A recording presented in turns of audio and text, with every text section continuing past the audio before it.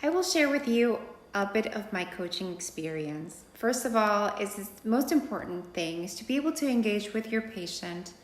And as a coach, that's the first thing you want to build. You want to build an alliance. You want to build a working relationship. For me, usually I like to introduce myself, explain to them what to expect from our coaching calls. And basically, I would right there ask them what brought them to the session or why they signed up for the program. I really like to open it up and see where they are and how they are showing up today to our session. In the case of health coaching, most of my experience has been addressing different topics related to health and self-management, such as establishing daily physical activity, breathing techniques, and nutrition. But it's always open to whatever is coming up for the patient. So we honor the patient's autonomy to decide what the main focus of the session will be. In this guide, you'll see that you really are learning all the building blocks of the PERMA model. But it doesn't mean that you have to do them necessarily in order. So it's just a suggestion. You can do them when it best fits. For example, positive emotion is something that can easily be introduced into a coaching session, especially if the patient is already coming to the session because they want to improve their well-being. So that is a safe bet to introduce positive psychology interventions to increase positive emotions. In the same note, if you're having a conversation and they have a specifically uplifting energy that day, you might want to be curious and inquire what has brought them so much joy, because it's important to also generate positive emotions in any coaching opportunity. As they have more positive emotions with you, you will engage them more as well. So you will have all of these positive psychology interventions that you can use, and the coach will be kind of the skillful guide. If the patient has signed up for this specific type of coaching, then you can go ahead and really start from any building block. For example, for engagement, as you get to know your patient, you might already pick up on what they are interested in, but you want to definitely address this through the coaching session. So what activities are they immersed in, or that they feel that they lose track of time, or where do you see that they are displaying their strengths?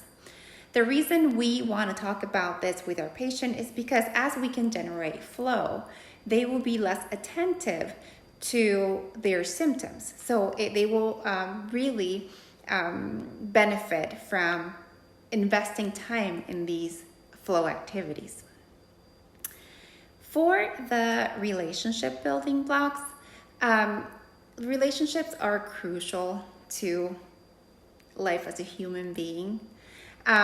So definitely we want to ask our patient, who are the people in their life that are meaningful, who is part of their social support network. So this conversation is very important, and we want to make sure that we address this. There are several positive psychology interventions that will increase more positive relationships.